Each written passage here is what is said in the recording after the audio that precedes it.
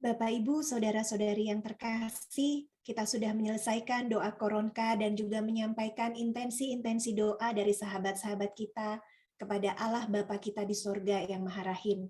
Dan kita akan lanjut untuk mendengarkan firman Tuhan, renungan yang akan dibawakan oleh Romo Valentinus Bayu Hadi Ruseno OP dengan tema, benarkah orang Katolik atau Kristen saja yang pasti selamat dan masuk kerajaan surga?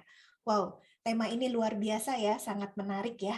Pasti kita semua pengen tahu karena pastinya ada ya mungkin keluarga kita yang bukan Kristen atau Katolik dan kita juga mengasihi mereka dan kita bertanya-tanya apakah mereka juga bisa masuk surga bersama dengan kita.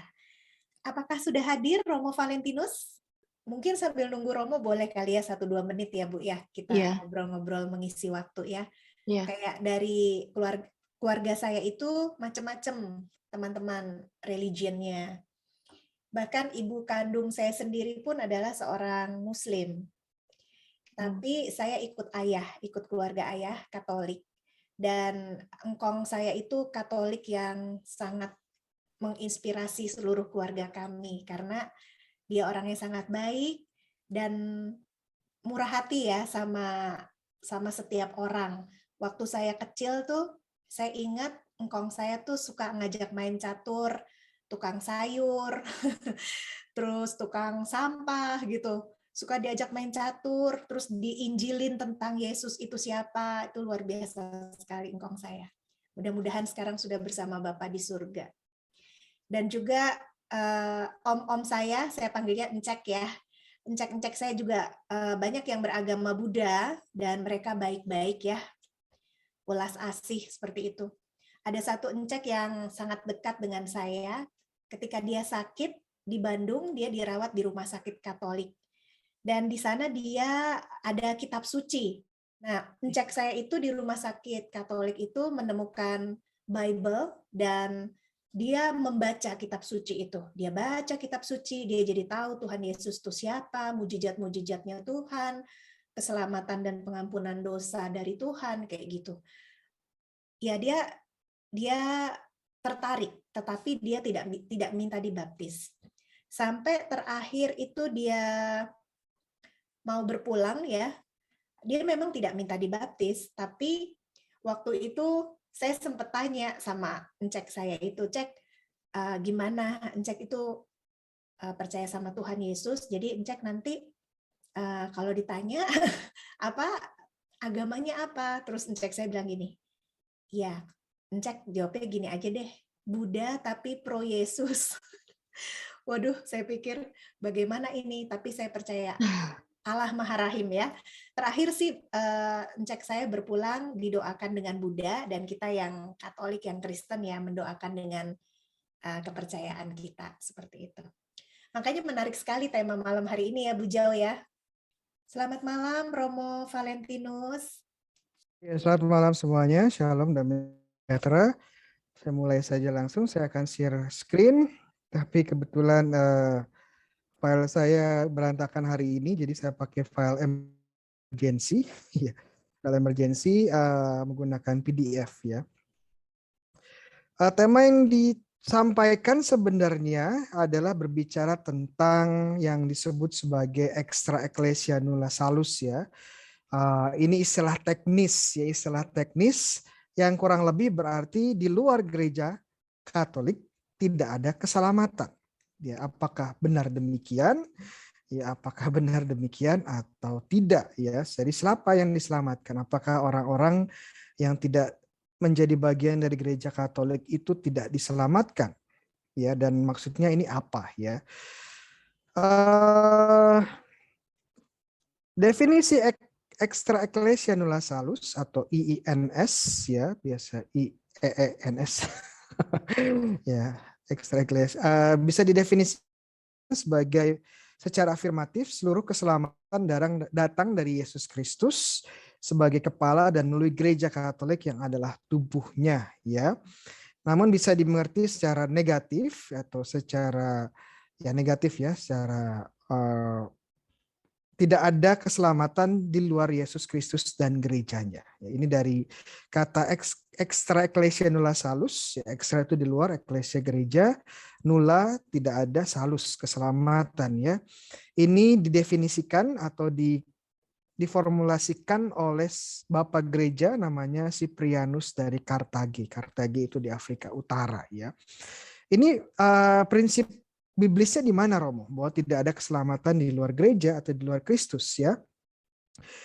Yesus sebagai Tuhan dan Allah, ya sebagai Allah adalah jalan dan keselamatan itu sendiri, ya. Kita bisa lihat banyak sekali di Injil yang mengatakan demikian. Contohnya saja saya kutip ya dari Yohanes 14:6, Akulah jalan, kebenaran dan hidup. Ya, tidak ada seorang pun yang datang kepada Bapa kalau tidak melalui aku. Yang keselamatan hanya pada Yesus. Kemudian dari Kisah 14:6, keselamatan tidak ada dalam siapapun juga selain di dalam Dia. Sebab di bawah kolong langit ini tidak ada nama lain yang diberikan kepada manusia yang olehnya kita dapat diselamatkan. Ya, keselamatan hanya ada pada Yesus. Nah, bagaimana Yesus ini menyelamatkan kita? Jawabannya melalui tubuhnya yang adalah gereja. Ya, jadi bagaimana kita diselamatkan? Salah caranya adalah dengan menjadi bagian dari tubuh Kristus, ya, dan tubuh Kristus adalah gereja, ya kan? Keselamatan sebagai relasi intim kesatuan dengan Allah sendiri, ya. Inilah hidup yang kekal, yaitu bahwa mereka mengenal Engkau satu-satunya Allah yang benar dan mengenal Yesus Kristus yang telah Engkau utus. Jadi keselamatan hidup kekal itu artinya memiliki relasi, ya, bersatu dengan Tuhan, itu keselamatan, ya. Itu kehidupan kekal. Ya, kata mengenal di sini itu tidak hanya tahu secara informasi, tidak hanya sekedar tahu 1+1=2, tapi mengenal di sini lebih dalam lagi, ya. Berarti berelasi. Ya, mengenal dalam artian berelasi. Ya, jadi bukan just knowing bahasa Inggrisnya, but recognizing, ya, having relation. Jadi tahu, ya, bukan hanya sekedar tahu tetapi mengenal. Ya, beda ya, sekedar tahu tapi mengenal. Ada relasi. Jadi keselamatan sebenarnya ada relasi dengan kita di dalam Tuhan, ya. Nah, gereja sebagai tubuh Kristus yang terlihat, visibile, bahasa Latinnya visibile corpus Christi. Kamu semua adalah tubuh Kristus dan kamu masing-masing adalah anggotanya. Jadi kalau keselamatan itu adalah bersatu dengan Kristus, ya. Lalu bagaimana kita tahu di dunia ini kita diselamatkan? Jawabannya adalah kalau kita menjadi bagian dari Kristus, bagian dari tubuhnya. Dan menjadi bagian dari Kristus ini dapat dilihat, ya, ada tanda-tanda lahiriahnya. Ya, makanya gereja itu tidak hanya tubuh Kristus secara rohani, tetapi juga tubuh Kristus yang kelihatan. Ya. Jadi orang yang di dalam gereja, dalam tubuh Kristus, dalam relasi dengan Kristus, itu adalah diselamatkan, ya. Dan gereja itu hanya ada satu, ya. Tuhan tidak mendirikan gereja-gereja, ya. Tuhan Yesus hanya mendirikan satu gereja. Oke? Dan aku pun berkata kepada kamu, engkau adalah Petrus dan di atas batu karang ini, ya, batu karangnya Petrus, akan mendirikan gerejaku dan alam maut tidak akan menguasainya. Jadi hanya satu gereja, hanya ada satu tubuh Kristus, dan bagaimana kita diselamatkan dengan menjadi bagian dari tubuh Kristus yang adalah gereja. Ya, tanda bahwa kita diselamatkan. Nah, bagaimana sekarang pertanyaannya kalau kita mau menjadi bagian dari gereja, ya? Menjadi bagian dari gereja itu adalah dengan pembaptisan. Ya, kita tahu itu, ya. Karena itu pergilah jadikanlah semua bangsa muridku dan baptislah mereka dalam nama Bapa, dalam nama Putra dan Roh Kudus, ya, anak. Ini bahasa Inggris 1 Petrus, saya pakai bahasa Inggris, bahasa Indonesianya kurang pas. 1 Petrus 3:21. This, ya, referring to the Ark of Noah, prefigured baptism. Jadi Noah itu Nuh, ya, Nuh. Bahtera Nuh itu menjadi tanda dari pembaptisan, which saves you now. Jadi pembaptisan itu menyelamatkan. It is not a removal of dirt from the body, but appeal to God for clear conscience. Ya, baptis itu bukan hanya membersihkan kotoran dari tubuh, tetapi juga membersihkan hati nurani kita dari dosa. Ya, karena kuasa kebangkitan Kristus. Ya, jadi kita diselamatkan melalui pembaptisan. Kenapa? Karena saat dibaptis kita menjadi bagian dari tubuh Kristus. Oke? Sebab dalam satu roh kita semua, baik yang Yahudi maupun orang Yunani, baik budak maupun yang merdeka, telah dibaptis menjadi satu tubuh. Dan kita semua diberi minum dari satu roh. Ya, jadi pembaptisan ini menjadi sarana keselamatan. Kenapa? Karena ini menjadikan kita bagian dari tubuh Kristus. Menjadikan kita berelasi dengan Yesus, dengan Tuhan. Dan relasi dengan Tuhan adalah keselamatan. Ya, jadi kita lihat koneksinya ya. Keselamatan itu relasi dengan Tuhan. Ya, kalau ingin diselamatkan harus berelasi dengan Tuhan, menjadi bagian dari Tuhan. Dan bagaimana kita tahu sudah menjadi bagian dari Tuhan? Ya, menjadi bagian dari tubuhnya yang kelihatan. Bagian tubuh yang kelihatan dari Tuhan itu apa? Ya, gereja. Ya, menjadi bagian dari gereja itu bagaimana? Dengan dibaptis. Ya. Jadi kita lihat ya, logiknya seperti itu, logikanya seperti itu ya. Nah, bagaimana yang tidak menjadi bagian dari gereja Kristus? Bagaimana mereka yang tidak dibaptis? Nasibnya bagaimana? Ya, bagaimana dengan agama-agama lain? Ya, bagaimana nasib mereka? Yang wafat sebelum mengenal Yesus, bagaimana nasibnya ya? Contohnya mereka yang tidak pernah bertemu misionaris, ya, tidak pernah mendengarkan pengajaran Injil. Bagaimana ya mereka ya yang sudah meninggal tapi tidak pernah mendengar iman Katolik, nasibnya? Bagaimana bayi-bayi yang meninggal sebelum dibaptis, nasibnya ya? Bagaimana yang mengimani Kristus tapi belum sempat dibaptis? Katekumen yang wafat sebelum dibaptis itu ada ya, dan cukup banyak bahkan ya. Kemudian katekumen yang belum dibaptis sudah menjadi martir ya, mereka mati demi Kristus tapi belum dibaptis. Bagaimana nasib mereka ya? Kemudian, nah ini yang menarik. Kenapa? Karena gereja itu mengakui ada orang-orang kudus di surga yang belum dibaptis. Ya. Contohnya apa? Ya, yang di surga tapi belum dibaptis. Contohnya Santo Yusuf. Ya, Santo Yusuf kita tidak punya informasi dia dibaptis atau tidak. Ya, Yohanes Pembaptis kita merayakannya juga ya. Kita juga tidak punya informasi Yohanes Pembaptis itu dibaptis ya. Dibaptis Yesus atau mengalami sakramen pembaptisan. Dan juga nabi-nabi perjanjian lama, tokoh-tokoh penting perjanjian lama ya. Kita percaya mereka juga di surga ya, tapi mereka tidak mengalami pembaptisan. Menarik ya. Apakah pembaptisan ini benar-benar untuk keselamatan atau tidak ya? Kemudian para malaikat di surga ya, mereka tidak dibaptis ya. Kenapa? Karena mereka nggak punya tubuh ya. Baptiskan kan dengan air ya, mereka nggak punya tubuh ya. Dibaptis dengan air. Jadi sepertinya ada ruang ya, ada ruang keselamatan ya bisa terjadi. Jadi mana yang benar? Keselamatan di luar gereja itu tidak ada atau ada keselamatan di luar gereja? Ya. Nanti kita akan lihat diskusinya ya. Nah, menurut Yesus begini ya, ada orang-orang yang tidak dihukum karena mereka tidak tahu. Kalau kita baca Yohanes 15:2, sekiranya aku tidak datang dan tidak berkata kepada mereka, mereka tentu tidak akan berdosa. Tapi sekarang mereka tidak mempunyai dalih bagi dosa mereka. Ya, ini Yesus bilang ya, orang-orang ini sudah mengenal saya sudah memberitahukan Injil kepada mereka, tetapi mereka tidak percaya. Jadi mereka tidak bisa lagi bilang mereka tidak tahu. Tapi di sini bisa mengatakan bahwa orang yang tidak tahu bisa dikatakan tidak bersalah. Nanti kita akan masuk lagi dinamika ini ya. Nah, saya lewat aja. Ini juga menarik dari Roma bab 2 dari Santo Paulus. Apabila bangsa-bangsa lain yang tidak memiliki hukum Taurat oleh dorongan diri sendiri melakukan apa yang dituntut hukum Taurat, maka walaupun mereka tidak memiliki hukum Taurat, mereka menjadi hukum Taurat bagi diri mereka sendiri.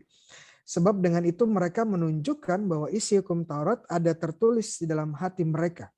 Dan suara hati mereka turut bersaksi dan berpikiran mereka saling menuduh atau saling membela. Hal itu akan tampak hari bila mana Allah sesuai dengan Injil yang kuberitakan akan menghakimi segala sesuatu yang tersembunyi dalam hati manusia oleh Kristus Yesus. Ini Paulus berbicara bagaimana dengan orang-orang Yunani, Romawi yang tidak memiliki hukum Taurat, yang tidak mengenal Kristus dan hukum Taurat, bagaimana nasib mereka. Paulus mengatakan, ini sangat menarik ya, bahwa Tuhan juga sudah menanam hukum Taurat di dalam hati mereka. Iya. Dan kalau mereka hidup sesuai hukum Taurat di dalam hati mereka, hukum Tuhan dalam hati mereka, mereka akan memperoleh pembenaran. Iya. Jadi ternyata ada konsep ini juga ya, konsep keselamatan yang terjadi karena Tuhan sudah memberikan hukumnya di dalam diri manusia ya, bagi mereka yang tidak mengenal atau belum sempat mengenal Kristus atau mengenal hukum Taurat. Ya, kita masuk lagi dinamikanya. Nah, ini dari Justinus Martir, salah satu bapak gereja awal, ya seorang awam ya. Kita telah diajari bahwa Kristus adalah anak sulung Allah dan kita telah menyatakan di atas bahwa dia adalah logos atau sabda yang di dalamnya setiap ras manusia mengambil bagian. Dan mereka yang hidup menurut akal budi, metalogu ya bahasa Yunaninya, adalah orang Kristen meskipun mereka dianggap ateis ya dalam artian tidak mengenal Yesus. Sebagai di antara orang-orang Yunani, Sokrates dan Heraklitus dan orang-orang seperti mereka, dan di antara orang-orang barbar, Abraham dan anak-anaknya. Barbar itu artinya, dan di antara orang barbar ya. Barbar itu artinya tidak berbicara bahasa Latin ya. Abraham dan anaknya, Azaria dan Misael dan Elia dan banyak lain tindakannya dan namanya sekarang tidak kami sebutkan. Sehingga bahkan mereka yang hidup sebelum Kristus, mereka yang hidup tanpa akal budi ya, tanpa logos, jahat dan musuh Kristus dan memenuhi mereka yang hidup menurut akal budi ya. Jadi Justinus bilang sederhananya seperti ini, bahwa orang-orang yang belum mengenal Kristus itu mungkin diselamatkan. Mungkin diselamatkan kalau mereka mengikuti akal budi, ya, mengikuti hukum Allah yang telah ditanamkan di dalam hati mereka. Ya. Jadi orang-orang yang tidak mengenal Kristus, menurut Justinus Martir, itu bisa diselamatkan. Mungkin diselamatkan selama mereka mengikuti ya logos, mengikuti sabda Allah yang ada di dalam hati mereka. Ya, karena Allah sudah menanamkan ya hukumnya di dalam hati setiap manusia. Dan bagi mereka yang tidak mengenal Yesus, tidak mengenal Allah, ini menjadi jalan bagi mereka untuk diselamatkan. Ya, oke. Kemudian dari Cyprianus Kartagi ya yang tadi bilang dia memformulasikan extra ecclesia nulla salus, tidak ada keselamatan di luar gereja. Ini orang yang sama ya. Cyprianus juga bilang ya, katekumen itu memegang iman dan kebenaran gereja yang kuat dan maju dari perkemahan ilahi untuk berperang melawan iblis dengan pengakuan penuh dan tulus kepada Allah Bapa dan Kristus dan Roh Kudus, kemudian bahwa mereka pasti tidak kehilangan sakramen pembaptisan yang dibaptis dengan baptisan darah yang paling mulia, terbesar yang mengenainya. Juga Tuhan berfirman bahwa dia memiliki baptisan lain untuk dibaptis. Ya. Jadi di sini Cyprianus bilang bagi katekumen yang percaya dengan Yesus tapi belum dibaptis secara sakramental tapi sudah menjadi martir, mereka sebenarnya sudah dibaptis ya. Mereka dibaptis dengan baptisan darah, yaitu jadi istilah baptisan darah mulai muncul ya Cyprianus. Jadi ya mereka anggota gereja diselamatkan tetapi pembaptisannya tidak pembaptisan sakramen ya dengan air tetapi dengan darah mereka menjadi si Kristus. Tetapi Tuhan yang sama menyatakan dalam Injil bahwa mereka yang dibaptis dalam darah mereka sendiri dan disucikan oleh penderitaan disempurnakan memperoleh anugerah janji ilahi ketika dia berbicara kepada pencuri dengan percaya dan pengaku dalam sengsaranya dan berjanji bahwa ia akan bersama dengan dirinya sendiri di surga. Ini menarik karena sebenarnya penjahat yang disalib bersama Yesus itu bukan martir ya. Tetapi menandakan bahwa penjahat ini masuk surga juga ya sesuai janji Tuhan tanpa mengalami sakramen pembaptisan ya atau mengalami pembaptisan air ya. Oke. Jadi kita melihat ya dinamika mulai bermunculan ya, bagaimana mereka yang katekumen tapi tidak belum dibaptis sudah meninggal ya. Kemudian Bapak gereja seperti Siprianus bilang, "Oh, mereka sudah dibaptis." Tapi pembaptisannya bukan pembaptisan air, tapi pembaptisan darah. Oke. Kan dinamikanya ini dari Bapak gereja Ambrosius, ini gurunya Santo Agustinus ya. Ambrosius dari Milan, mendengar engkau meratap karena ini ya saya baca dulu ya.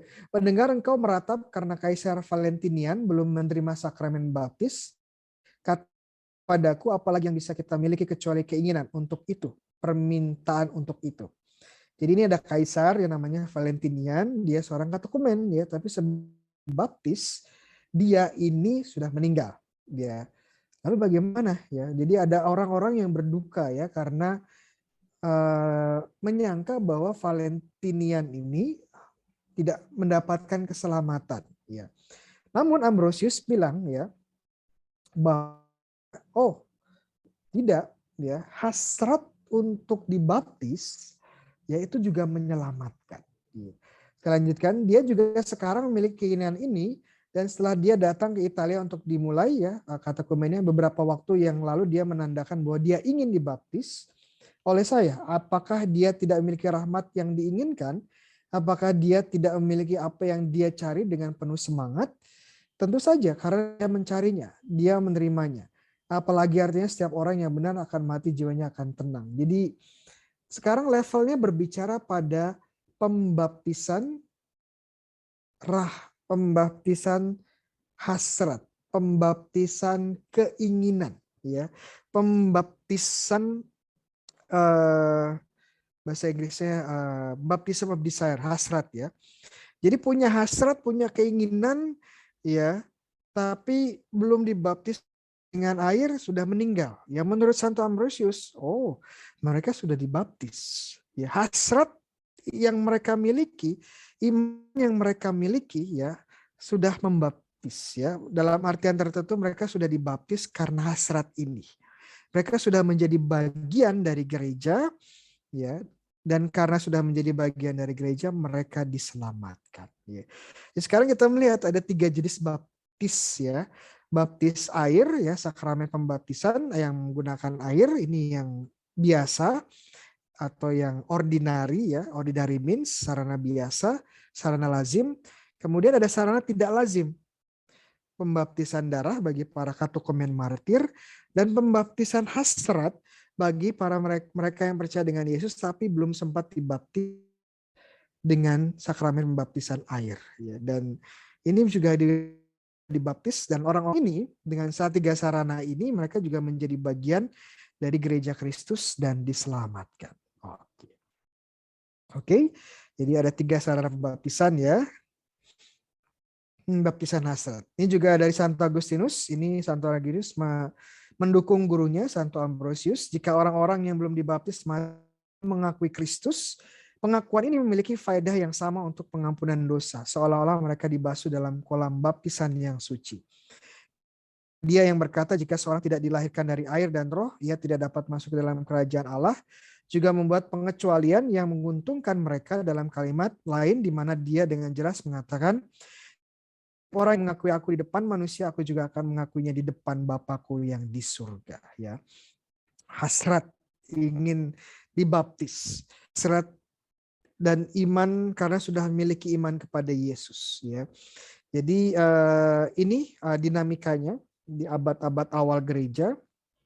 Ya, jadi kalau ada orang tua kita, saudara kita yang percaya pada Yesus pada akhir hidupnya tapi belum sempat dibaptis, ya kita bisa percaya bahwa mereka sudah dibaptis baptisan hasrat ya. Dan kita bisa ya dan berharap bahwa mereka juga sudah menjadi bagian dari gereja Katolik dan beroleh keselamatan. Oke. Ya, ketika berbicara tentang di dalam dan di luar dalam kaitan dengan gereja, maka posisi hati yang harus kita pertimbangkan. Bukan hanya tubuh ya. Semua yang ada dalam gereja, di dalam hati diselamatkan dalam kesatuan bahtera. Jadi disposisi hati juga penting. Kita mungkin, jadi kita mungkin ini di gereja ya kita mungkin dibaptis dengan air, tetapi disposisi hati kita jauh dari Tuhan, hidup dalam dosa, tidak pernah ke gereja, tidak pernah aktif di lingkungan, ya tidak pernah menolong yang lain, hidup dalam dosa, mencuri, membunuh, ya segala macam ya. Ya itu juga berarti walaupun sudah dibaptis secara dengan air ya secara sakramental, tapi tidak hidup menghidupi baptisannya, dia pun ya membahayakan jiwanya. Ya, dia tidak memiliki relasi yang menyelamatkan dengan Allah, dengan gerejanya. Nah, itu juga penting ya. Baptis penting, tapi juga menghidupi baptisan juga penting. Oke. Nah, kita masuki abad pertengahan ya. Tadi abad-abad awal, abad pertengahan. Sakramen ini dari Thomas Aquinas, sakramen pembaptisan. Sakramen pembaptisan mungkin tidak terjadi pada seseorang dalam dua cara. Pertama, baik dalam kenyataan maupun dalam hasrat ya. Jadi Thomas ini membagi dua antara sakramen yang terjadi kenyataan atau sakramen hasrat ya. Kenyataan itu yang dibaptis oleh air, kemudian pembaptisan hasrat. Seperti halnya dengan mereka yang tidak dibaptis juga tidak ingin dibaptis, yang dengan jelas menunjukkan penghinaan terhadap sakramen sehubungan dengan mereka yang menggunakan kehendak bebas. Akibatnya mereka yang menerima pembaptisan secara demikian tidak dapat memperoleh keselamatan. Karena baik secara sakramental maupun mental mereka tidak tergabung dalam Kristus. Lalu dia saja keselamatan dapat diperoleh. Ya, jadi intinya kalau Thomas menerangkan bahwa keselamatan ada dalam Kristus dan gerejanya ya perlu dibaptis, dan seseorang tahu pembaptisan itu membawa keselamatan tapi dia menolak untuk dibaptis secara bebas, ya dia membahayakan keselamatannya ya. Kita lanjutkan. Santo Thomas melanjutkan ya. Kedua, sakramen pembaptisan mungkin tidak terjadi dalam kenyataan tetapi dalam hasrat. Misalnya, ketika seorang ingin dibaptis tetapi karena suatu kebetulan dia dicegah oleh kematian sebelum menerima pembaptisan ya. Jadi sama seperti Santo Agustinus tadi, pembaptisan hasrat, dan seorang seperti itu dapat memperoleh keselamatan tanpa benar-benar dibaptis karena hasratnya untuk pembaptisan, di mana hasrat ini adalah hasil dari iman yang bekerja oleh kasih, di mana Allah yang kuasanya terikat pada sakramen-sakramen yang kelihatan, menguduskan manusia secara rohani. Karena Ambrose berkata tentang Valentinian. Jadi Santo Thomas ini mengutip ya suratnya Ambrosius yang kita bahas tadi ya. Aku kehilangan dia yang harus kulahirkan kembali, tapi dia tidak kehilangan rahmat yang dia doakan. Nah, ini kita ke abad pertengahan ya, abad-abad pertengahan ada konsili ya, konsili. Nah, konsili itu pertemuan uskup-uskup ya, di bawah uskup, di bawah paus. Dan ini konsili Lateran keempat 1215 mengajarkan demikian. Sesungguhnya hanya ada satu gereja universal bagi umat beriman universal, dan yang di luarnya tidak ada seorang pun diselamatkan. Jadi meneguhkan lagi ajaran di luar gereja Katolik tidak ada keselamatan. Dan ajaran ini diperdalam lagi ya, lalu dokumen Undang Paus Bonifacius ke-8, kami mendefinisikan dan menyatakan kepada setiap manusia bahwa untuk keselamatan mereka harus sepenuhnya bersatu dengan Paus Roma. Ya, tidak hanya dibaptis tapi juga bersatu dengan Paus. Ya. Nah, ini salah satu definisi yang menurut saya cukup eksplisit dan cukup rigid, ya, cukup kaku.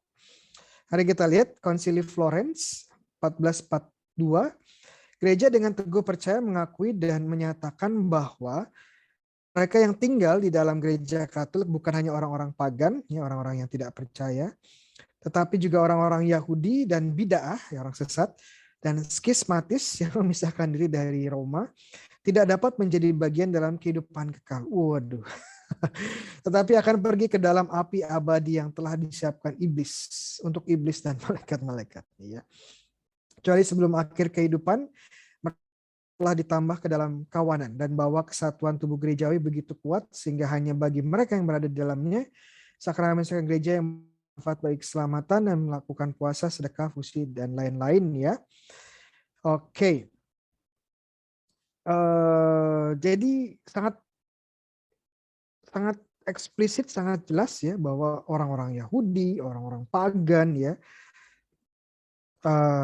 bid'ah, skismatis itu nggak mungkin diselamatkan ya.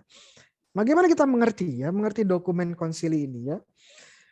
Kita harus mengerti konteksnya dulu ya, konteksnya. Dan nanti kita lihat bahwa kata-kata orang Yahudi di sini juga bukan berarti semua orang Yahudi ya. Kenapa? Kalau kita lihat, kita bilang semua orang Yahudi masuk neraka, berarti kita memasukkan Bapak Abraham ya, memasukkan Musa di situ ya. Berarti kata-kata orang Yahudi di sini tidak bisa dimengerti secara absolut juga gitu. Ya, makanya kita harus mengerti konteksnya. Ya, konteksnya apa? Nah, Konsili Florence merupakan konsili yang berusaha menyatukan antara gereja Katolik dan Latin ya, dan gereja Ortodoks Timur ya. Konsili menghasilkan persatuan walaupun hanya sementara. Kenapa terpisah lagi? Karena Konstantinopel ya, pusat gereja timur itu jatuh ke tangan Islam ya, Turki. Pada abad-abad ini ada sebuah pemahaman bahwa seluruh dunia, Eropa, bagi mereka pada tahap ini Eropa itu adalah dunia ya, Eropa dan Timur Tengah itu adalah dunia. Mereka melihat bahwa seluruh Eropa dan Timur Tengah sudah dievangelisasi. Ya, berarti mereka percaya bahwa mereka sudah selesai dengan tugas evangelisasi mereka ya. Jadi orang Yahudi yang berkeras hati, jadi bukan semua orang Yahudi tapi yang berkeras hati, tidak percaya kepada Yesus, dan orang-orang Muslim yang adalah musuh dari salib pada zaman ini kan, perang salib ya, perang salib, dan kelompok bid'ah yang menolak iman Katolik ya, ini ya orang-orang yang keras hatinya yang tidak akan mendapatkan keselamatan ya. Namun deklarasi Konsili Florence tidak menutup kemungkinan keselamatan bagi mereka yang telah baptis bukan karena kesalahan mereka ya. Sudah saya sebutkan tadi contohnya ya, contoh sangat konkret ada Abraham, Musa ya. Ini orang Yahudi ya. Kalau Bunda Maria gitu ya. Santo Yusuf ini orang-orang Yahudi, masa mereka nggak masuk surga sih? Oke. Jadi orang Yahudi harus dipahami dalam konteks ini ya. Oke.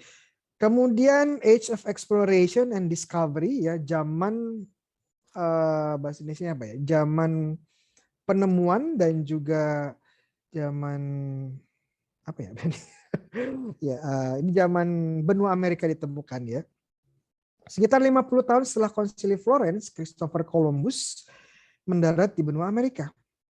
12 Oktober 1492 ya. Rute-rute eksplorasi juga mencapai daerah-daerah lain yang sebelumnya tidak diperhitungkan seperti Afrika dan Asia Timur ya, Jepang, Cina ya, Indonesia. Ya. Gereja kembali melihat dirinya seperti gereja perdana yang menyadari bahwa banyak jiwa hidup dan yang mati masih belum mengenal Kristus. Jadi awalnya ya, pada abad pertengahan sebelum abad eksplorasi, itu gereja melihat Eropa sebagai dunia. Mereka sudah selesai misi evangelisasi. Namun kemudian gereja menyadari lagi dengan ditemukannya benua Amerika, ditemukan apa ya, jalur ke Cina, Jepang, dan Indonesia segala macam itu ditemukan, mereka menyadari, gereja menyadari bahwa oh iya ya, ternyata masih banyak yang belum mengenal Kristus. Ya. Oleh karena itu para teolog melihat kembali ajaran Bapak Gereja. Dan di sisi lain para misionaris membuka misi-misi baru di barat maupun di timur ya, di barat ya, di Amerika, kemudian di timur ya. Contohnya Franciscus Xaverius ya, banyak lagi ya contohnya para misionaris kita. Sehingga para teolog dan misionaris ya, para teolog dan misionaris pun mulai sekali lagi kembali ke akar ya. Contoh ini Melchor Cano, seorang Dominikan OP, berpendapat bahwa orang-orang di benua baru dan timur jauh ini berada dalam situasi yang tidak berbeda dengan orang-orang pagan ya, tidak mengenal Kristus sebelum pra-Kristen, pra-gereja yang dipuji oleh Justinus dan lain-lainnya. Mereka dapat dibenarkan dalam kehidupan ini dengan iman implisit ya, dalam misteri-misteri Kristen ya. Jadi sekarang mulai muncul istilah iman implisit. Ya, iman implisit ini ya tadi hubungannya dengan pembaptisan hasrat ya. Orang yang secara hidup itu sudah menunjukkan bahwa dirinya orang yang benar. Walaupun mereka tidak tahu dengan eksplisit kebenaran itu siapa Ya, jadi mereka karena sudah ditanamkan di dalam hati mereka akan kebenaran dan hukum Allah dan berusaha hidup sesuai dengan hukum ini, kebenaran ini sebaik mungkin dan sampai akhir hidupnya mereka tidak mengenal Kristus, ya bisa diselamatkan karena iman yang implisit ini ya. Kemudian Domingo de Soto, OP, berpendapat bahwa bagi orang yang belum diinjili, iman yang implisit di dalam Kristus akan cukup untuk keselamatan itu sendiri. Jadi ada iman eksplisit, sekarang ada iman implisit. Nanti kita akan lihat skemanya ya. Kita skip biar ya. Ada istilah yang disebut sebagai ya bagaimana? Ada istilah yang disebut sebagai invicta ignorantia. Ya, ini bahasa Latin ya, istilah teknis ya supaya terlihat keren. Ya, intinya begini ya, ketidaktahuan yang sempurna lah, itulah istilahnya ya. Jadi untuk seorang bisa berdosa maut, dosa maut itu kan yang membuat kita masuk neraka ya, yang membuat kita membahayakan keselamatan kita. Dosa maut itu terjadi kalau 3 elemen dasar dipenuhi ya. Kalau objeknya, tindakannya itu dosa maut ya, membunuh, berzina ya, menghujat Allah ya. Tapi juga harus dilengkapi dengan 2 hal lainnya, yaitu pengetahuannya penuh, tahu, dan kebebasan penuh. Nah, dalam kebebasan penuh ini ada kemungkinan seseorang melakukan dosa tanpa dia ketahui. Kalau seseorang melakukan dosa tanpa dia ketahui bahwa yang dilakukannya dosa, itu dia tidak melakukan dosa maut. Ya. Contoh sederhana yang sangat sering saya sebutkan adalah seorang pencuri ya, anak kecil yang lahir dari keluarga pencuri, ya dididik untuk mencuri karena dibilang mencuri itu baik untuk kehidupan, untuk makan ya, dan dia mencuri. Dalam konteks ini anak ini tidak bisa disebut berdosa maut karena dia tidak tahu mencuri itu dosa. Ya, atau dosa maut. Namun kemudian anak ini dididik ya, ketemu Romo Bayu. Dan dididik oleh Romo Bayu bahwa dosa ya, nggak boleh mencuri, itu nggak baik, itu dosa berat, apalagi mencuri ya dalam jumlah besar, mencuri dengan kekerasan ya. Jadi dia sudah tahu. Karena dia tahu, sekarang kalau dia masih mencuri lagi, walaupun dia sudah tahu, sekarang itu jadi dosa maut ya. Jadi tahu ya dinamikanya ya. Kalau dia bebas, dia tahu dan objeknya itu tindakannya adalah dosa berat, maka ini adalah dosa berat yang membahayakan keselamatan kita. Nah, kalau dia tidak tahu, maka ini tidak menjadi dosa berat. Ya, dan bisa dikatakan tidak membahayakan keselamatan. Ya. Nah, ada jenis ketidaktahuan yang bisa diatasi seperti tadi ya, ketemu Romo Bayu dan dikasih tahu gitu ya. Tapi juga ada ketidaktahuan yang sepanjang hidup tidak bisa diatasi, atau ketidaktahuan ini sempurna ya. Anak kecil ini sampai gede hanya tahu itu. Gimana? Ya berarti dia tidak melakukan dosa besar karena berat atau maut karena memang dia tidak tahu dari awal. Sampai akhir dia nggak tahu gitu. Sama juga ada orang-orang yang sampai akhir tidak tahu keselamatan dari Kristus. Tidak tahu bahwa untuk selamat itu perlu dibaptis. Ya, ada orang-orang seperti itu. Ya, ada orang-orang seperti itu. Ya. Jadi dia tidak tahu. Ya. Kemudian ini menarik dari Francisco de Vitoria. Ya, dia bilang gini, seorang Dominikan, tidaklah cukup jelas bagi saya bahwa iman Katolik telah diletakkan sedemikian rupa di hadapan penduduk asli Amerika. Ini zamannya pewartaan di Amerika ya. Dan menyatakan kepada mereka bahwa mereka terikat untuk mempercayainya atau mereka melakukan dosa baru. Saya mengatakan ini karena mereka tidak terikat untuk percaya kecuali iman yang diwartakan di hadapan mereka dengan demonstrasi persuasif. Nah, ini menarik sekali. Nanti saya jelaskan. Sekarang saya tidak mendengar mukjizat atau tanda atau pola kehidupan religius. Tidak. Di sisi lain saya mendengar banyak skandal dan kejahatan kejam dan tindakan jahat. Oleh karena itu tampaknya agama Kristen tidak diwartakan kepada mereka dengan layak dan kesalehan yang cukup sehingga mereka terikat untuk menyetujuinya. Banyak biarawan dan tokoh gereja yang lain tampaknya baik dengan kehidupan dan teladan mereka maupun pewartaan mereka yang rajin telah memberikan kesaksi iman. namun usaha mereka dihalangi oleh orang-orang yang berkuasa. Jadi begini, Francisco de Vitoria, seorang Dominikan, bilang bahwa orang-orang yang sudah dibaptis, ya orang-orang Amerika, Amerika natif Amerika, pribumi Amerika yang sudah dibaptis, itu bukan berarti mereka apa ya dibaptis kemudian meninggalkan iman, ya, bukan berarti mereka ini langsung masuk neraka, enggak. Kenapa? Karena Francisco bilang jangan-jangan mereka tidak melihat iman Katolik sebagai iman yang benar. Kenapa? Karena contohnya banyak penindasan oleh orang-orang Spanyol yang datang ke Amerika Selatan dan Utara, ya, yang disebut sebagai conquistador, ya, conquistadores, ya. Dato penjelasan yang diberikan juga tidak kuat, sehingga kalau orang-orang Amerika yang dibaptis tapi kemudian meninggalkan iman, itu belum tentu kesalahan mereka. Itu mungkin kesalahan kita, ya, yang tidak memberi teladan, yang tidak memberikan pengajaran yang baik, sehingga mereka tidak memiliki iman dan pengetahuan yang memadai tentang iman yang benar. Jangan-jangan mereka hanya dipaksa dibaptis, ya, supaya karena takut, ya, kalau tidak dibaptis, ya, mereka diusir atau diapain gitu, ya. Sehingga pembaptisan pun tidak memiliki sesuatu yang mengikat, ya, karena iman mereka juga tidak kuat, dan kesalahannya bukan di dalam mereka, kesalahannya di kita. Iya, ini sangat menarik, ya. Saya suka dengan Francisco, ya, bagaimana pola berpikirnya.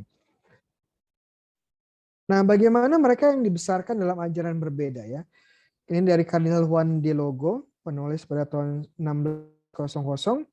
Dia yang dibaptis sebagai bayi oleh penganut ajaran sesat, ya, atau ajaran lain, dan dibesarkan oleh mereka dalam doktrin palsu. Ketika ia mencapai dewasa, dapat untuk beberapa saat tidak bersalah atas dosa terhadap iman Katolik, selama iman Katolik tidak diwartakan kepadanya dalam cara yang cukup untuk mewujudkan dia untuk menerimanya. Ya, jadi sama seperti pencuri tadi, ya, anak kecil yang mencuri selama hidupnya tidak ada yang ngasih tahu, ya, bukan berarti dia langsung otomatis masuk neraka, enggak, karena dia nggak tahu, ya, dia nggak tahu. Sama juga yang hidup dalam ajaran lain dan ajaran sesat itu, kalau sampai akhir mereka tidak mendapatkan iman yang benar atau tidak diajari dengan cara yang baik, ya, ya, bukan berarti otomatis mereka masuk neraka, enggak juga, ya. Oke. Ini sudah masuk di abad modern. Ini contohnya Pius ke-9, karena harus dipegang dalam iman bahwa di luar gereja Roma Apostolik tidak ada seorang pun yang dapat diselamatkannya. Sekali lagi menekankan kebenaran iman tentang extra ecclesia nulla salus. Bahwa ini adalah satu-satunya bahtera keselamatan, ya, bahwa dia yang tidak masuk ke dalamnya akan binasa dalam air bah. Tapi di sisi lain, ya, perlu dipastikan bahwa mereka yang bekerja dalam ketidaktahuan agama yang benar, jika ketidaktahuan ini tidak dapat diatasi, ya, invicta ignorantia. Sekali lagi, kalau mereka tidak tahu sampai akhir, ya, bukan berarti mereka tidak diselamatkan juga, ya. Tidak ternoda oleh kesalahan apapun dalam hal ini di mata Tuhan. Sama dari Pius ke-9, quanto conficiamur muerore. Ya, agak susah. Tentu saja ada orang-orang yang berjuang dengan ketidaktahuan yang tidak teratasi, invicta ignorantia, tentang agama kita yang paling suci. Dengan sungguh-sungguh mematuhi hukum alam dan aturan-aturan yang digariskan oleh Tuhan di semua hati dan setiap untuk mentaati Tuhan. Mereka menjalani kehidupan yang jujur dan mampu mencapai kehidupan abadi dengan terang dan rahmat ilahi yang berdaya guna. Karena Tuhan mengetahui, menyelidiki dengan jelas, memahami pikiran hati, pikiran sifat semua orang, kebaikan pengampunannya yang tertinggi. Tidak mengizinkan siapapun yang bersalah karena dosa yang disengaja untuk menderita hukuman, yang tidak disengaja, ya. Jadi sekali lagi, Kalau memang orangnya tidak tahu tentang agama yang benar, tentang agama kita, ya Tuhan pun tentu akan adil ya, mengetahui bahwa orang ini memang tidak bersalah karena memang tidak tahu ya, dan tidak taunya juga mutlak atau absolut ya. Abad ke-20 ya, ini Paus Pius ke-12. Ya, betul. Saya bacakan, sejak awal kepausan kami telah menyerahkan kepada perlindungan dan bimbingan surgawi mereka yang tidak termasuk dalam tubuh gereja Katolik yang terlihat ya. Ya, ini the invisibilum, mereka yang menjadi bagian dari tubuh Kristus yang tidak terlihat. Jadi menarik. Jadi ada istilah-istilah seperti pembaptisan darah, pembaptisan hasrat, ada invicta ignorantia, ada iman implisit, ada gereja, anggota gereja yang tidak kelihatan ya. Ini adalah istilah-istilah yang dipakai untuk menunjukkan mereka yang belum dibaptis, namun juga tetap menjadi bagian dari gereja kita. Ya. Oke, yang bisa juga mendapatkan keselamatan. Ya. Oke, dengan sungguh-sungguh menyatakan bahwa mengikuti teladan gembala yang baik hanya satu yang kami inginkan, agar mereka memiliki hidup dan memilikinya dengan berlimpah. Ya, ini moto Uskup Surabaya, uskup saya. Dengan doa seluruh gereja kami ingin mengulangi pernyataan yang agung. Dari hati yang dipenuhi dengan kasih kami meminta masing-masing mereka untuk menyesuaikan diri dengan gerakan rahmat di dalam hati dan berusaha untuk menarik diri dari keadaan di mana mereka tidak dapat memastikan keselamatan mereka. Ya, begini. Jadi benar bahwa ada orang-orang yang tidak mengenal Kristus, namun mereka hidupnya ya sesuai dengan hukum Kristus. Namun ya Paus Pius ke-12 ini mengatakan ya, bukan berarti tugas kita berhenti ya. Kita pengen tahu ya tentang iman yang benar. Jadi keselamatan bisa benar-benar pasti kalian dapatkan ya. Kenapa? Karena orang-orang yang tidak percaya kepada Yesus karena tidak tahuan mereka itu mungkin saja diselamatkan tapi tidak pasti. Iya. Itu kenapa kita tetap harus memastikan keselamatan mereka dengan mewartakan Injil kepada mereka. Jadi fungsi evangelisasi tetap ada. Kenapa? Karena kita perlu mendukung bahwa orang-orang ini mendapatkan sarana keselamatan yang pasti. Karena di luar sana ya mungkin diselamatkan tapi tidak pasti. Ya, jadi bukan berarti ada istilah iman implisit, ada istilah pembaptisan hasrat, ada istilah gereja, anggota gereja yang tidak kelihatan, bukan berarti tugas evangelisasi stop, enggak. Ya, Paus bilang ini tetap berjalan. Kenapa? Karena yang ini enggak pasti masalahnya. Kita harus membawa mereka ke dalam kepastian iman dan keselamatan. Oke. Jadi nggak berhenti ya, jadi nggak bisa bilang oh mereka juga diselamatkan kok ya, enggak. Itu bukan ajaran gereja. Oke, dilanjutkan karena mereka meskipun dengan keinginan kerinduan yang tidak disadari mereka memiliki hubungan tertentu dengan tubuh mistis Sang Penebus, mereka masih tetap kehilangan banyak rahmat dan bantuan surgawi yang dapat dinikmati di gereja Katolik ya. Jadi sayang ya kalau nggak jadi anggota gereja kelihatan banyak hal rahmat, banyak berkat yang mereka tidak miliki. Oleh karena itu semoga mereka masuk ke dalam kesatuan Katolik dan bergabung dengan kami dalam satu tubuh organik Kristus ya, dan seterusnya. Oke, kita masuk ke Konsili Vatikan kedua. Ini Konsili Vatikan kedua karena ini Gaudium et Spes salah satu dokumen utama karena Kristus wafat untuk semua orang dan karena panggilan pamungkas manusia pada kenyataan adalah satu dan ilahi, kita harus percaya bahwa Roh Kudus dengan cara yang hanya diketahui oleh Allah menawarkan kepada setiap manusia kemungkinan untuk bersatu dengan misteri Paskah. Ya, sekali lagi keselamatan dari Yesus, intinya itu sih. Oke. Kemudian Lumen Gentium ya, ini satu dokumen juga yang ya menurut banyak orang kontroversial, sebenarnya enggak sih. Ya, Lumen Gentium 14 ya. Berdasarkan kitab suci dan tradisi kansili, ini terakhir ya. Nanti mungkin kalau ada pertanyaan boleh, kalau udah ngantuk juga nggak apa-apa. Ya, berdasarkan kitab suci dan tradisi konsili mengajarkan, ya tradisi konsili mengajarkan bahwa gereja yang sedang mengembara ini perlu untuk keselamatan. Iya, jadi gereja itu necessary for salvation, perlu untuk keselamatan. Itu bahasa lain dari dogma extra ecclesia nulla salus. Ya, jadi ajaran Bapak Gereja Cyprianus itu kembali ditekankan oleh Konsili Vatikan kedua walaupun bahasanya lebih afirmatif ya, saya bilang tadi ya, perlu untuk keselamatan. Sebab hanya satulah pengantara dan jalan keselamatan yaitu Kristus. Ia hadir bagi kita dalam tubuhnya yakni gereja. Ya, ini sebenarnya yang saya terangkan di awal sih. Ya, dan jelas-jelas menegaskan perlunya iman dan baptis. Jadi Konsili Vatikan juga perlu bilang ya, mengatakan gereja itu perlu keselamatan hanya dari Yesus dan gerejanya, maka perlu iman dan baptis ya. Ini Konsili Vatikan kedua ya, tidak ada perubahan ajaran di Konsili Vatikan kedua ya. Sama seperti di kitab suci, sama seperti Bapak Gereja ya, sama di abad pertengahan Vatikan kedua juga sama. Kristus sekaligus menegaskan perlunya gereja yang dimasuki orang-orang melalui baptis bagaikan pintu ya. Baptis itu sebagai pintu masuk gereja. Maka dari itu andai kata ada orang yang benar-benar tahu bahwa gereja Katolik itu didirikan oleh Allah melalui Yesus Kristus sebagai upaya yang perlu, namun tidak mau masuk ke dalamnya atau tetap tinggal di dalamnya, ia tidak dapat diselamatkan. Iya. Jadi kalau seorang sudah tahu ya bahwa gereja Katolik adalah gereja yang didirikan Yesus dan mengetahui bahwa Yesus sumber keselamatan, tapi masih tidak mau dibaptis, dia membahayakan jiwanya. Ya tentu saja kita yang sudah dibaptis tapi tidak menghidupi pembaptisan kita yang membahayakan jiwa kita gitu ya, sama aja intinya seperti itu. Jadi itu Lumen Gentium ya, Lumen Gentium tidak ada perubahan.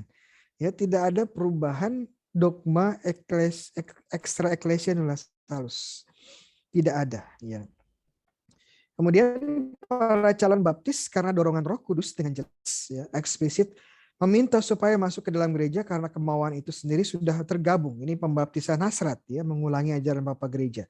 Bunda Gereja sudah memeluk mereka sebagai putra-putranya dengan cinta kasih dan perhatian.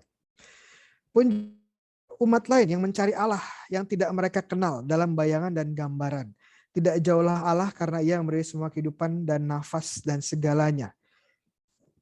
Jadi ini orang-orang yang tidak mengenal Kristus tapi mencari Allah ya. Ini sudah istilahnya iman eksplisit yang saya sebutkan tadi. Dan sebagai penyelamat menghendaki keselamatan semua orang. Sebab mereka yang tanpa bersalah tidak mengenal Allah, tanpa bersalah tidak mengenal Allah. Ini teknisnya invicta ignorantia ya. Tetapi dengan hati tulus mencari Allah dan pengaruh rahmat, jadi iman implisit melaksanakan kehendaknya, mereka mengenal melalui suara hati dengan perbuatan nyata dapat memperoleh keselamatan kekal ya. Jadi lagi Vatikan juga mengulangi ajaran Bapak Gereja ya tentang pembaptisan rahmat, tentang iman implisit ya. Ya cuma mengulangi ya, tidak ada yang baru. Penyelenggaraan ilahi juga tidak menolak beri bantuan yang diperlukan untuk keselamatan mereka yang tanpa bersalah, sekali lagi ya, invicta ignorantia, belum sampai kepada pengetahuan yang jelas tentang Allah, namun berkat rahmat ilahi berusaha menempuh hidup yang benar, sebab apapun yang baik dan benar yang terdapat pada mereka oleh gereja dipandang sebagai persiapan Injil. Ya, jadi mereka sudah memiliki hasrat untuk menerima Injil, tapi ya belum sampai eksplisit. Tapi orang-orang karena tipu sering orang-orang karena ditipu oleh si jahat jatuh ke dalam pikiran-pikiran yang sesat dan mengubah kebenaran Allah menjadi dusta dengan lebih mengabdi ciptaan dari Sang Pencipta. Atau mereka hidup dan mati tanpa Allah di dunia ini dan menghadapi bahaya putus asa yang berat. Jadi ya Vatikan juga bilang ya, bukan berarti otomatis yang di luar sana selamat, enggak juga ya, karena di sana di luar itu banyak tipu daya setan juga ya, dan ini berbahaya untuk keselamatan jiwa di luar sana ya, jadi perlu tetap masuk dalam persekutuan. Maka dari itu dengan mengingat perintah Tuhan, wartakanlah Injil kepada segala makhluk, gereja dengan sungguh-sungguh berusaha mendukung misi-misi untuk memajukan kemuliaan Allah dan keselamatan semua orang. Ya, sekali lagi gereja tetap meneruskan apa yang disabdakan Yesus, wartakanlah Injil dan baptislah ya semua makhluk. Jadi Vatikan kedua itu tidak ada perubahan, hanya penegasan dan ya bahasanya dimurnikan ya, bahasanya diperjelas untuk manusia modern seperti kita ya, tapi tidak ada perubahan, tidak ada perubahan. Ya, saya sampai situ dulu mungkin ya. Ya, Paulus II Benedictus ini hanya menegaskan kembali ya. Kemudian KGK kalau disimpulkan kurang lebih seperti ini. Ya, persatuan dengan Yesus yaitu jalan keselamatan ya. Anggota gereja yang penuh dan terlihat itu melalui sakramen pembaptisan dengan air dan kemudian iman yang bekerja dalam kasih ya. Jadi semangat pembaptisannya harus terus dikembangkan dan dihidupkan. Itu jalur utama ya, jalur utama. Itu kita yang sudah dibaptis, itu kita sudah menjadi anggota gereja yang penuh dan terlihat ya, visible. Sudah dibaptis dan kita menghidupi semangat pembaptisan kita. Oke. Namun ada anggota gereja yang tidak penuh dan tidak terlihat. Ya, contohnya adalah mereka yang pembaptisan darah tadi ya, para katekumen yang jadi martir atau yang dibaptis secara hasrat. Nah, pembaptisan secara hasrat itu bisa dibagi lagi yang memiliki iman eksplisit ya, mereka yang pengen ikut Yesus, pengen dibaptis jadi anggota gereja tapi belum sempat, mati duluan atau meninggal duluan ya. Namun ada juga yang memiliki iman implisit. Yang pertama yang implisit ya, mereka yang sampai akhir tidak mengenal Kristus. Karena tidak ada yang memberitahu, tidak ada yang menjelaskan ya dengan baik. Mungkin ada yang menjelaskan tapi tidak menjelaskan dengan baik ya. Atau hidup ya seperti tadi ya, hidup dalam ketidaktahuan sepanjang hidup ya. Namun mereka hidup sesuai dengan kebenaran akal budi ya. Jadi kurang lebih begitu ya. Kalau kita dapat menjadi bersatu dengan Kristus, baik secara penuh maupun tidak penuh, baik secara terlihat maupun tidak terlihat ya. Dan ini cara-caranya kurang lebih. Kalau saya coba simpulkan kurang lebih seperti itu. Ya. Pas 1 jam. Terima kasih. Terima kasih banyak Romo Bayu untuk penjelasannya mengenai topik kita pada malam hari ini. Cukup banyak dan mungkin bagi kita yang awam cukup berat tapi sangat menarik Romo dan bisa menambah wawasan iman kita. Baik Bapak Ibu, saudara-saudari yang terkasih, saya membaca 2 pertanyaan tapi mohon maaf kalau saya membacakannya kurang terlalu tepat karena di laptop saya tulisan kata per katanya tuh jadi kelihatan besar sekali. Saya bacakan ya Romo ya. Baik, Ya. pertanyaan yang pertama itu tadi dari seorang Bapak ya. Romo, berarti semakin banyak belajar, jadi kita semakin banyak mengerti. Maka semakin banyak pula yang dituntut dari kita. Begitukah? Itu pertanyaan pertama, Romo. Ya, Mau langsung semakin dijawab? banyak ya, saya jawab. Ya betul, semakin banyak kita mengerti, semakin banyak kita tahu, ya semakin banyak tuntutannya juga ya. Tapi di sisi lain juga semakin banyak berkatnya ya. Amin, Ya kan, amin. ya begitu. Iya, baik. Semoga jawaban Romo bisa memuaskan Bapak ya. Baik, yang kedua nih Romo dari Ibu Sylvia.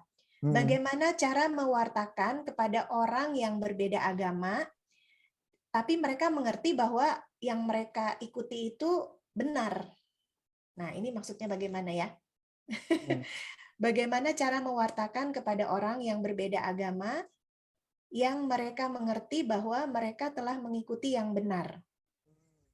Iya. Ya. Ya bagaimana ya? Ada banyak cara dalam pewartaan ya. Yang paling basic itu adalah pewartaan dengan kesaksian ya, dengan hidup kita. Kita hidup sebagai orang Kristiani, sebagai orang Kristen Katolik, apakah hidup sesuai dengan pesan Injil, sesuai dengan nilai-nilai Injil ya? Apakah kita jujur, apakah kita penuh kasih, apakah kita mampu mengasihi dan mengampuni ya? Kalau ini saja tidak bisa ya percuma kalau kita mulai berbicara ya, karena kita juga tidak menjadi saksi Kristus di dunia ya. Itu tahap paling dasar ya. Kemudian ya kita lihat ya apakah orang-orang yang berbeda ini mau mendengarkan kita berdialog, berdiskusi atau tidak ya. Kalau memang sudah tidak mau berdiskusi, tidak mau berdialog ya apa yang terjadi adalah debat kusir. Iya, debat kusir. Jadi menurut tahap utama adalah meyakinkan dengan perilaku kita hidup yang baik ya. Lalu kalau ada opening, pembukaan-pembukaan, itu kan juga karya roh ya, karya Roh Kudus yang membuka mereka, membuka hati mereka. Di situ kita baru masuk ya. Kalau mulai ada pertanyaan, pelan-pelan itu Yesus itu siapa ya, kita pelan-pelan menerangkan ya. Atau kita juga bisa menggunakan sosial media untuk pewartaan ya. Jadi keuntungan sosial media seperti saya gunakan YouTube itu adalah itu bisa diakses semua orang ya, nggak hanya orang-orang Katolik ya, tapi juga semua orang ya. Orang yang tidak tahu tapi kemudian muncul di feed mereka, muncul di HP mereka ya. Terus tergerak hatinya, pencet ya, klik linknya, kemudian mendengarkan ya pelan-pelan. Oh iya ya, ini benar ya. Oh iya ya, oke seperti itu. Jadi cara-cara seperti itu bisa dilakukan ya. Jadi kita mulai dari tahap yang paling basic, kesaksian dalam hidup. Kemudian kalau ada opening kita mulai menjelaskan ya. Tapi jangan juga dipaksakan. Kalau dipaksakan nanti terjadi debat kusir. Ya begitu. Kemudian juga kita lihat celah-celah lain ya, seperti tadi saya bilang melalui sosial media itu salah satu tempat di mana kita bisa mewartakan ya, dan siapa tahu bisa membuka hati orang ya yang tanpa disadari.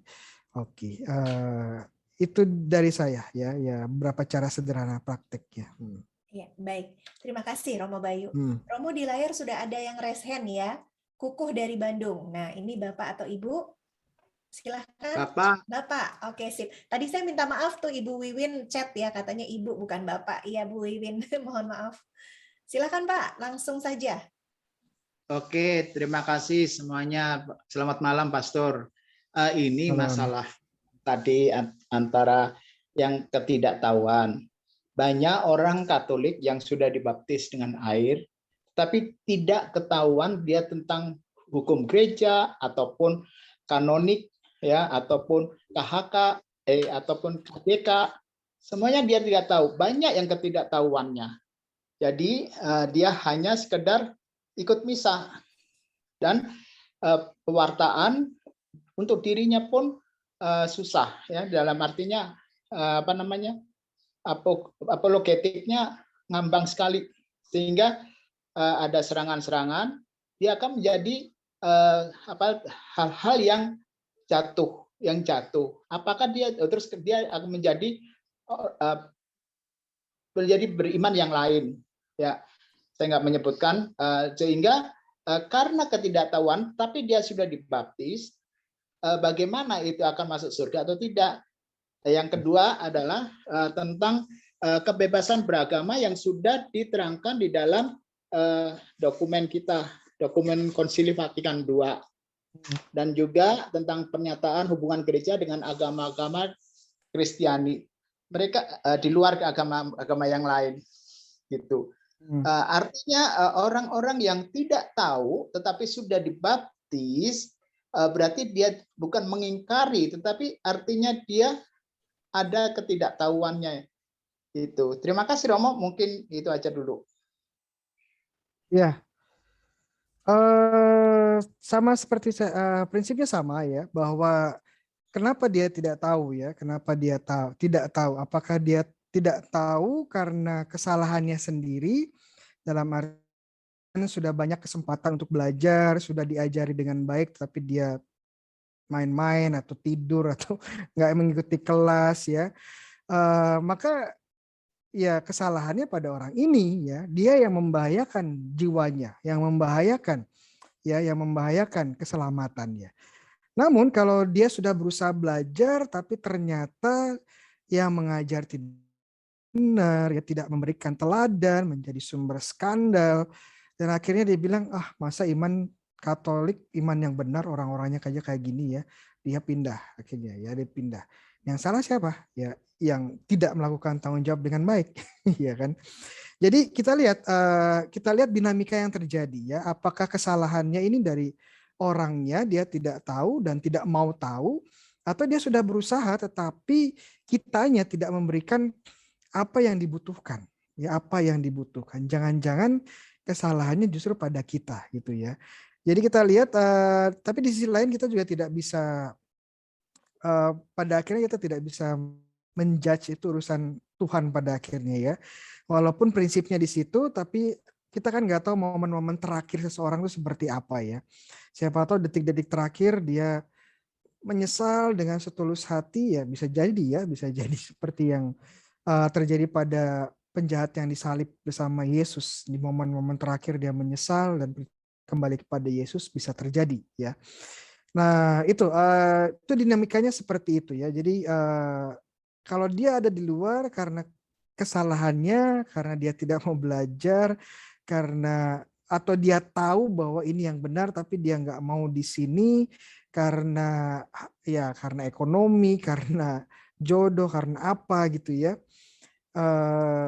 Ya dia membahayakan keselamatannya. Ya dia membahayakan keselamatannya. Deklarasi kebebasan beragama, lalu dengan relasi-relasi dengan agama lain harus dibaca dalam konteks ini juga, ya, dalam konteks besar yang sudah kita bahas. Ya, gereja tidak lagi sejak awal gereja nggak pernah memaksa sih, ya, gereja sejak awal memaksa, ya, gereja melalui pewartaan, bahkan inkuisisi sebagai contoh yang sejarah gelap gereja itu pun dilakukan kepada orang Katolik, ya, bukan kepada non Katolik, ya. Inkuisisi itu topik lain lah ya. Itu dilakukan pengadilan terhadap orang Katolik yang sesat, bukan orang non Katolik, ya. Jadi sejak awal gereja tidak ada ajarannya. Kalau dalam prakteknya mungkin ada, ya, tapi ini oknum, ya. Tapi dalam ajaran dokumen gereja tidak ada lihat dipaksa, ya, harus dipaksa memeluk atau mencintai Yesus, ya. Cinta kan nggak bisa dipaksa ya, ya, menjadi bagian dari gereja kita ya. Walaupun mungkin dalam prakteknya ada oknum-oknum yang melakukan itu, ya, tetapi dalam ajarannya tidak ada, ya, dalam ajaran resmi.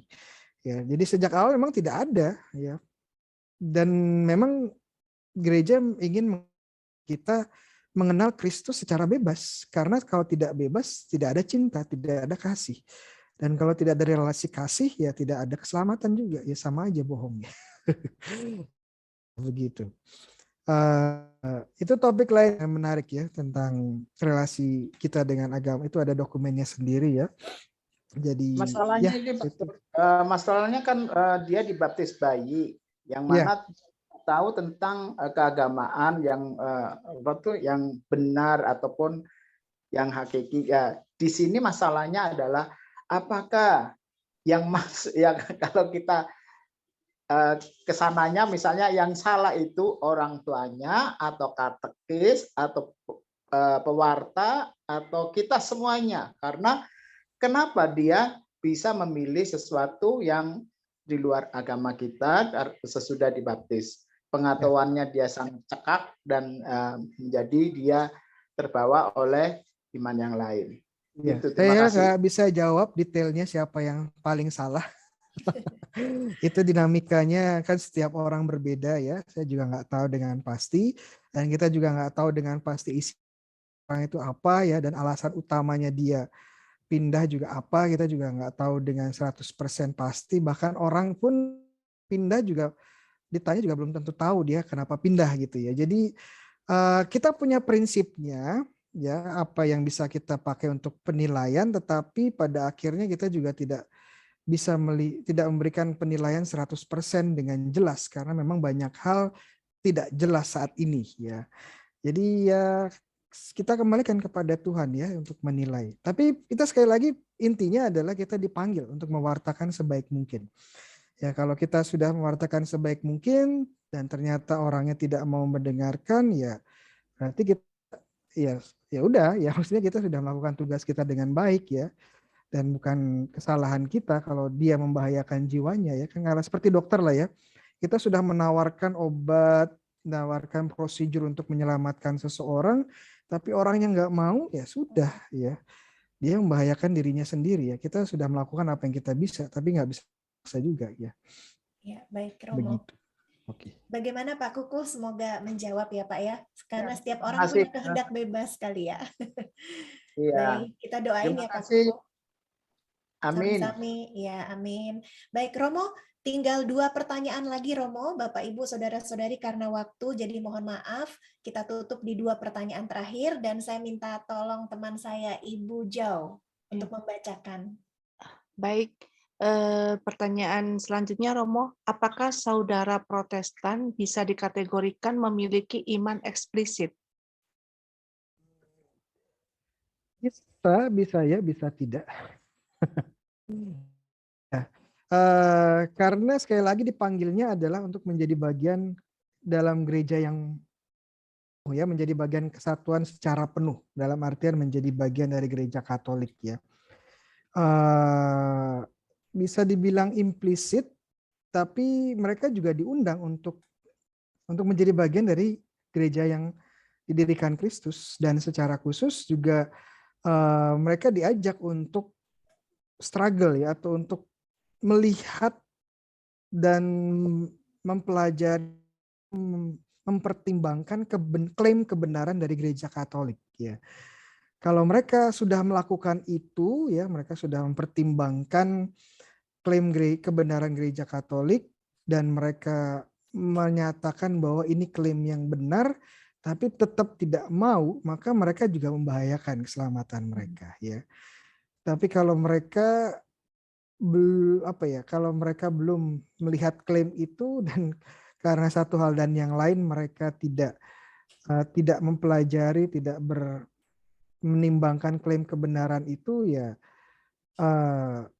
ya bisa dibilang mereka hidup dalam ketidaktahuan juga ya. Jadi dinamikanya banyak ya, banyak sekali dinamika yang terjadi. Apakah kita juga menunjukkan kepada mereka klaim kebenaran gereja Katolik ya, atau malah saat berkumpul dengan mereka kita ikut mereka gitu. Iya, jadi malah kita yang membahayakan diri kita gitu ya. Jadi dinamikanya kita lihat ya, apakah kita sudah memainkan atau sudah menjalankan peran kita dengan baik ya, memperkenalkan klaim kebenaran gereja Katolik ya sebagai gereja yang didirikan oleh Yesus atau belum ya. Itu juga menjadi pertanyaan ya. Kalau saya diundang ekumene ya sebagai contoh ya saya ikut, tapi saya menerangkan klaim Katolik gitu ya. Makanya setelah itu saya nggak diundang lagi. Oke. Oke, baik, terima kasih Romo. Iya. Ibu Maria, ada pertanyaan dari Pak Teddy dan Pak Freddy di chat. Baik Romo, selanjutnya dari Pak Teddy, setiap agama memiliki ajaran bahwa agama mereka lah sebagai jalan keselamatan. Mohon pencerahan Romo. Dasar keselamatan adalah iman kepada Tuhan, bukan agama. Gimana Romo? Enggak juga sih. Begini, setiap agama harus dilihat dengan jeli ya. Enggak semua agama menawarkan keselamatan. Atau setiap agama menawarkan keselamatan seperti kita. Iya. Contoh Buddha ya. Konsep keselamatan enggak ada di tempat mereka. Ya. Yang ada adalah konsep nirwana, ya, enlightenment. Itu berbeda sekali dengan konsep keselamatan. Kenapa? Karena sebagai contoh Buddha, enlightenment ini dapat diperoleh dari perjalanan dengan kekuatan manusiawi, maksudnya dengan kekuatan sendiri gitu ya. Kita keselamatan nggak bisa, kita butuh rahmat Tuhan. Jadi kalau membandingkan agama, hati-hati ya.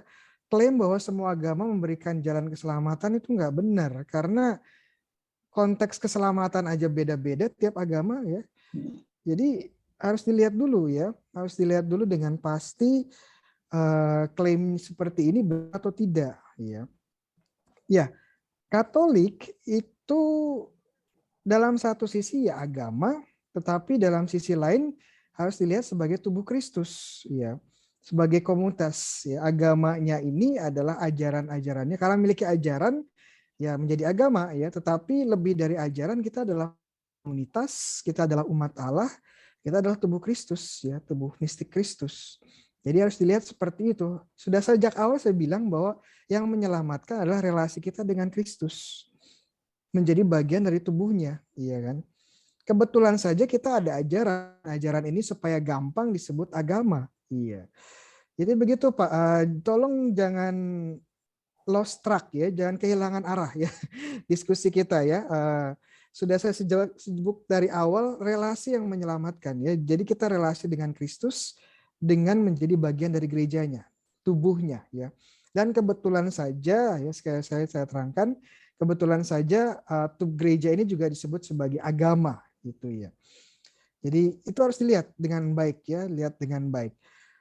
Klaim agama yang paling benar, ya pasti semua orang mengklaim agamanya yang paling benar, itu ya wajar ya, wajar. Kalau mereka nggak klaim itu ya buat apa tinggal di agama ini? Iya kan? Sekarang tantangannya adalah bagaimana kita bisa membuktikan klaim kita. Iya, bisa membuktikan klaim kita. Nah, itu topik lain ya. Topik lain ya. Nggak cukup waktu di sini. Bisa dimulai sebagai contoh klaim ya, bisa mulai dari Yesus ya. Yesus mengklaim bahwa dirinya Allah. Iya. Dan apakah benar dia adalah Allah? Iya. Dan dari itu kita selidiki pelan-pelan. Benar nggak sih dia Allah atau bukan? Ya. Buktinya dia Allah apa? Iya. Oh, dia melakukan apa yang hanya bisa dilakukan oleh Allah. Membangkitkan orang, menaklukkan alam semesta, ya mengontrol alam semesta dengan kuasanya. Ya. Injil minggu depan transfigurasi atau memancarkan cahaya ilahi ya. Dan pada akhirnya bangkit ya. Kebangkitan menyatakan bahwa semua klaim Yesus adalah benar. Yang lain pendiri agama mati semua, ya kecuali Yesus. Ya, menandakan bahwa klaimnya adalah benar, bahwa dia mati dan bangkit mengalahkan kematian. Nah, jadi dari situ ya, dari situ ya bisa kemana-mana dari situ ya. Bahwa dia mendirikan, karena Yesus bangkit, berarti salah satu klaimnya bahwa dia mendirikan gereja Katolik juga benar, iya kan? Iya. Bahwa dia mendirikan gereja Katolik di atas Petrus dan penerusnya, ya itu benar, iya kan? Berarti kita sudah ada jalur yang benar, iya. Jadi itu sebenarnya bisa diolah lebih panjang lagi, itu bisa 2-3 sesi, tapi ya itu pembicara yang lain. Iya. Makasih Romo. Begitu ya. Jadi cek dulu ya. Pertanyaan Bapak sangat penting dan saya setuju bahwa tiap agama memang punya klaim masing-masing dan sekarang tugas kita menyelidiki. Ya, kita dikasih Tuhan akal budi, kita selidiki. Dan gereja sejak awal memiliki pembela-pembelanya yang menggunakan akal budi. Kenapa orang-orang pinter ya Katolik, banyak juga yang Katolik orang pinter karena mereka juga pakai akal budi menyelidiki kebenaran Katolik dan menemukan. Ya, kalau tidak ada kebenarannya sudah ditinggal sejak lama. Ya, itu dulu Bu. Ya, terima kasih. Baik Romo, mungkin ini pertanyaan terakhir dari Pak Freddy. Bagaimana korelasi antara Yohanes 3 ayat 5 tentang lahir baru dengan Efesus 2 ayat 8, keselamatan adalah kasih karunia. Terima kasih Romo. Keselamatan adalah kasih. Bisa diulang, saya cek dulu ayatnya. Bagaimana korelasi antara Yohanes 3 ayat 5 tentang lahir baru dengan Efesus 2 ayat 8, keselamatan adalah kasih karunia. Tadi ya. Ayat 8. For by grace you have been saved through faith. For this is not your own doing, it is the gift of God.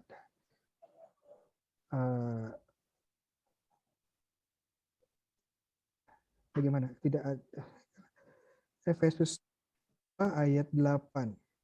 For by grace, karena rahmat engkau diselamatkan melalui iman. Dan ini bukan kerjamu ya, tetapi rahmat Allah. Bagaimana? Kayaknya berbeda dengan yang disebutkan tadi. Saya nggak tahu maksudnya bagaimana. Ya. Mungkin Pak Freddy bisa menjelaskan, Pak Freddy.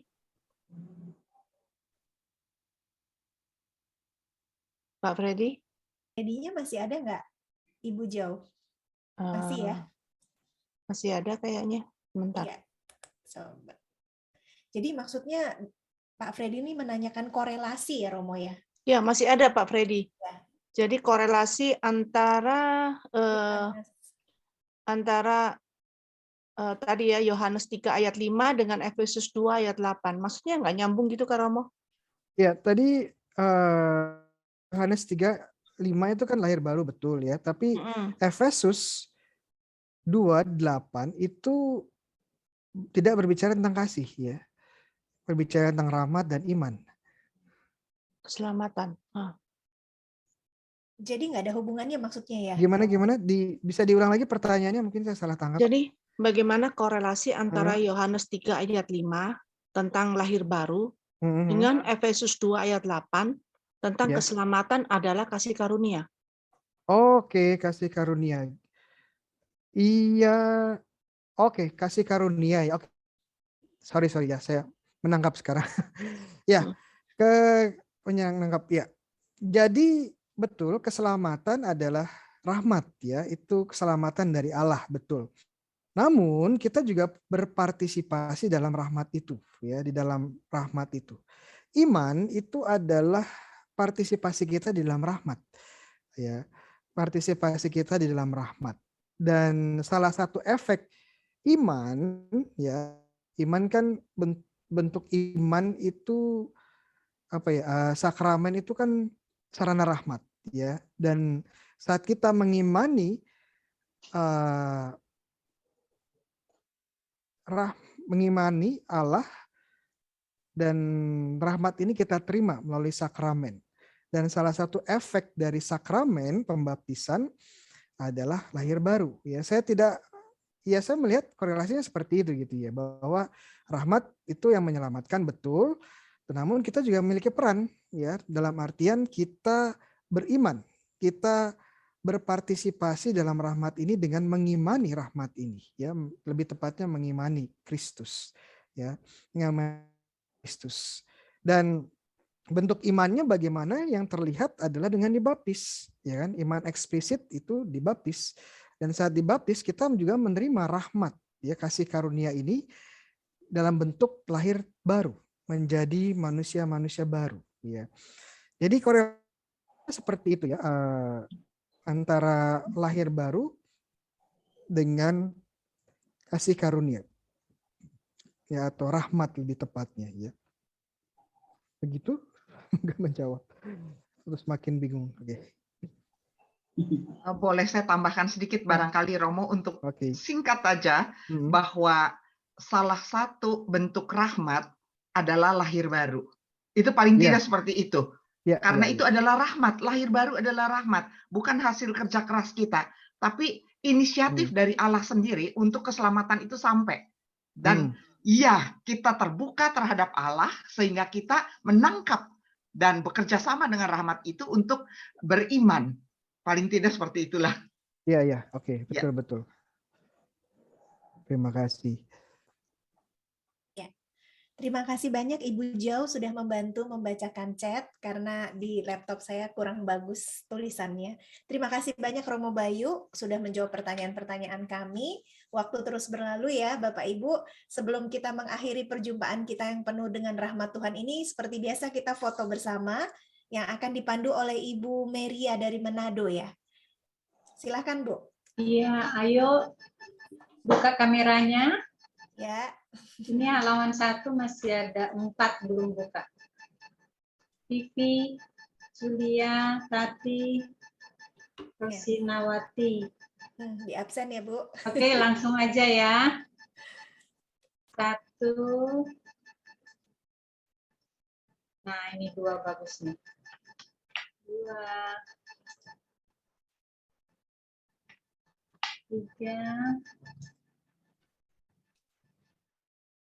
Bapak, Ibu, saudara-saudari yang terkasih, terima kasih kita sudah bersama-sama berdoa koronka dan mendengarkan firman Tuhan. Kami dari KKI KAJ Satora juga mohon maaf apabila ada kekurangan dalam acara ini. Dan semoga kita semua bisa kumpul lagi di minggu depan, di setiap hari Rabu. Kita lanjut dengan doa dan lagu penutup. Jiwaku, pandanglah Yesus disalib, Dia kurban kasih karena dosamu. Jiwaku, pandanglah kepalanya berdarah,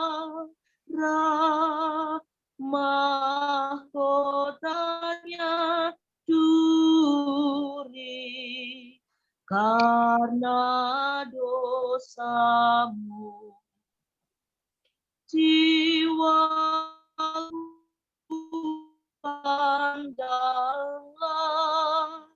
tangan kakinya,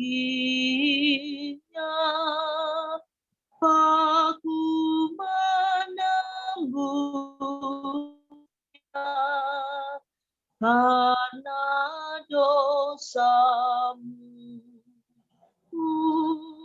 Jiwaku, sadarlah sesali segala dosa, pikullah salibmu, ikut Yesusmu. Doa penutup dari Romo, mohon Romo. Dalam nama Bapa dan Putra dan Roh Kudus, amin. Tuhan, kami bersyukur atas kesempatan di mana kami bisa belajar bersama dan juga mendalami iman kami, dan kami mohon semoga apa yang telah kami pelajari dapat meresap dalam jiwa kami dan menjadi semangat dalam hidup kami. Berkati kami dan lindungilah kami dari segala yang jahat dan sembuhkanlah dari segala kelemahan dan juga sakit kami, sehingga kami terus menjadi berkat, menjadi saksi-Mu di tengah-tengah dunia, membawa jiwa-jiwa pada keselamatan. Demi Kristus Tuhan dan pengantara kami. Amin. Bersamamu, semoga Allah yang Maha Kuasa memberkati kita sekalian, Bapa, Putra, dan Roh Kudus. Amin. Selamat malam, Tuhan berkati. Selamat malam, Romo. Terima kasih, Romo. Terima kasih, Romo. Tuhan berkati. Terima kasih. Terima kasih, Romo Bayu. Dalam, Romo.